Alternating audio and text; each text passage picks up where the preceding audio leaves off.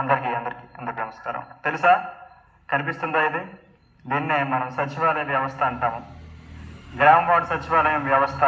ఈ వ్యవస్థను తీసుకొచ్చింది ఎవరు తెలుసా? ఎవరు తీసుకొచ్చారు? ఏ ప్రభుత్వం తీసుకొచ్చింది? వైఎస్ జగన్మోహన్ రెడ్డి ప్రభుత్వం.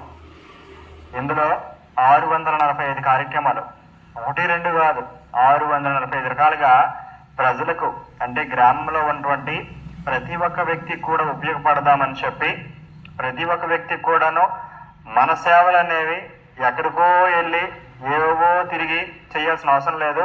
మీ వార్డు సచివాలయంకి వెళ్ళి ఏకంగా మీరు అప్లై చేసుకుంటే వితిన్ 20 days లోపు, 20 రోజుల నుంచి 25 రోజులు, అదే మనము ఈ సచివాలయం వ్యవస్థ లేనప్పుడు అనమాట, ఇంచుమించుగా 4 నుంచి 5 నెలల కాలం పాటు మనం తిరిగే వాళ్ళం. గుర్తుపెట్టుకోండి, ఒక క్యాస్ట్ ఇన్కమ్, ఒక క్యాస్ట్ సర్టిఫికేట్ కావాలన్నా, ఒక ఇన్కమ్ సర్టిఫికేట్ కావాలన్నా సరే ఇంచుమించుగా ఒక నెల రోజులు తిరిగే పరిస్థితి. ఇవన్నీ ఎట్లా మార్పు జరిగింది? మార్పు జరిగింది అంటే దానికి కారణం వైఎస్ జగన్మోహన్ రెడ్డి గారు.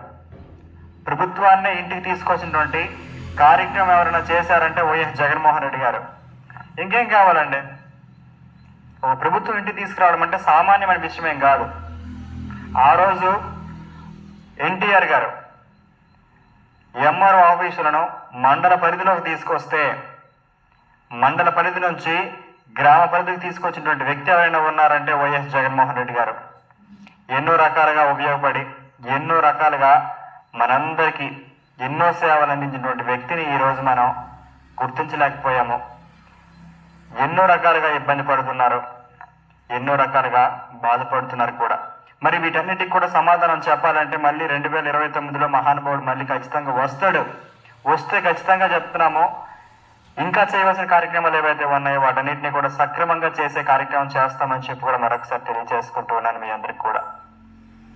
ఇంకా ఈ పక్కనే ఉన్న రైతు భరోసా కేంద్రం, ఈ కేంద్రం గురించి మాట్లాడుకోవాలంటే, ఈ కేంద్రం గురించి ఎక్స్ప్లెయిన్ చేయాలి అంటే సాధారణంగా ఒక విషయం గుర్తుపెట్టుకోండి, రైతు భరోసా కేంద్రం అనేది ప్రతి ఒక్క రైతన్నకు ఉపయోగపడే విధంగా, ఒక పాల డైరీ లాగా ఉపయోగపడే ఒక మంచి అస్త్రం అది.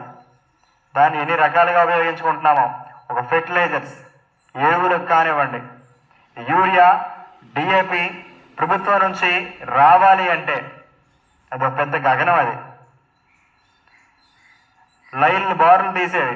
రైతు అనేవాడు ఒకసారి ఎవరైనా ఉంటే, ఒకసారి 2019 ముందు నుంచి 2014 మధ్య పీరియడ్లో, 14 to 19 మధ్య పీరియడ్లో ఉన్నటువంటి ఎవరైనా రైతులు ఉంటే ఒకసారి ఆలోచించండి. రైతులందరూ కూడా ఒకసారి ఆలోచించండి, ఎరువుల కోసం మనం ఎట్లా తిరిగే వాళ్ళమో, ఎరువుల కోసం మనం ఎట్లాగా ఇబ్బంది పడే వాళ్ళమో. కనీసం అంటే కనీసం ఆలోచించకుండా ఈరోజు ఒక దొంగని తీసుకొచ్చి సింహాసనం మీద కూర్చోబెడితే, సింహాసనం చుట్టుపక్కల ఉన్నటువంటి బంగారం ఎట్లా దొంగలాడాలి, ఆ సింహాసనం ఉన్నటువంటి మేకులను ఏ విధంగా అమ్మాలి, ఆ బంగారు మేకులను ఎట్లా అమ్మాలి అని చెప్పి దుర్బుద్ధి గల నాయకులను ఎన్నుకున్నాం. ఈరోజు 19 పైసలకి, 99 పైసలకే అమ్మేస్తూ ఉన్నారు భూములను. పరస్పర డబ్బా కొట్టుకుంటూ రాష్ట్రానికి మేము చేసిన మంచి భారతదేశంలో ఇంకే నాయకుడు చేయలేదని చెప్పుకుంటూ, మనకు అవసరమా అని చెప్పి కూడా మరొకసారి కోరుతా ఉన్నాను మీ అందరికీ కూడా. ఇంకోటి గుర్తుపెట్టుకోండి, మనం అధికారంలోకి వచ్చిన తర్వాత మనం చేసినంత కార్యక్రమాలు ఇంకెవరూ చేయలేదు. 17 మెడికల్ కాలేజీలు మాట్లాడుకుంటే 1-2 కాదు, ఇంచుమించుగా 2-3 రోజుల పాటు మాట్లాడుకోవచ్చు మనం చేసినటువంటి అభివృద్ధి కార్యక్రమాలు కానివ్వండి. మెడికల్ వ్యవస్థను డెవలప్ చేయాలంటే వైఎస్ జగన్మోహన్ రెడ్డి గారు.